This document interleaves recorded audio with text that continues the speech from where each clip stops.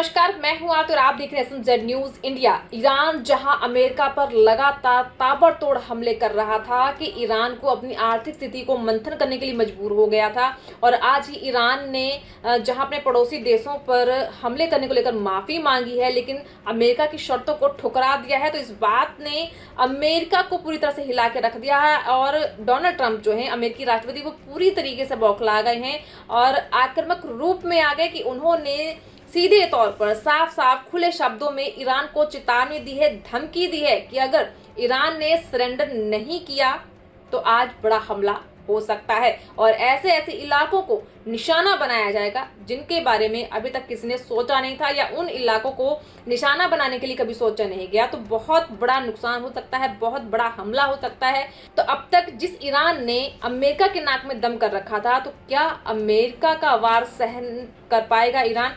तो ईरान की कुछ नई तस्वीरें जो है देखने को मिलेंगी हमले को लेकर। तो ट्रंप के इससे बड़े बयान ने हर तरफ हलचल मचा दी है, उथल पुथल मच गई है। और ये बयान जो है डोनाल्ड ट्रंप ने अपने सोशल अकाउंट तो सोशल पर दिया है, जहां पर ये बात कही गई है कि अगर सरेंडर नहीं किया ईरान ने तो आज ईरान पर एक बड़ा हमला हो सकता है, जिसकी चर्चाएं तेज हो गई हैं। तो तस्वीरों को देखने के लिए तो आप एसएमजेड न्यूज इंडिया के साथ बने रहिएगा। एसएमजेड न्यूज इंडिया यूट्यूब चैनल को जरूर सब्सक्राइब कीजिए, पूरी खबर वहां पर होती है।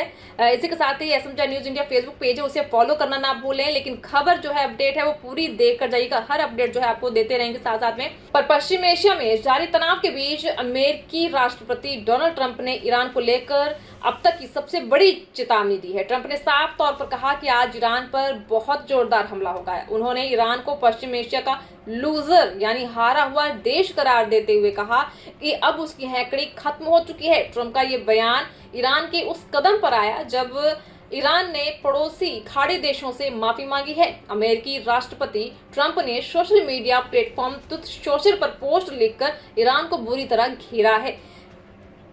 ट्रंप ने कहा कि ईरान पर अब पश्चिम एशिया में धौंस जमाने वाला देश नहीं रहा, बल्कि यह एक हारा हुआ खिलाड़ी बन चुका है।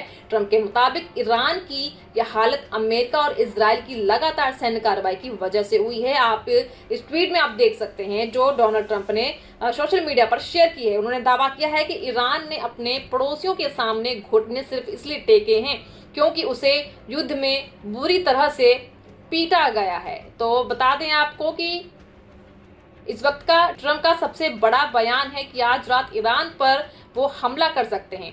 उन्होंने कहा है कि अगर ईरान ने सरेंडर नहीं किया तो उस पर आज बहुत बड़ा हमला होगा। हालांकि अमेरिका की शर्तों को सरेंडर करने की शर्त जो थी ईरान ने ठुकरा दी थी।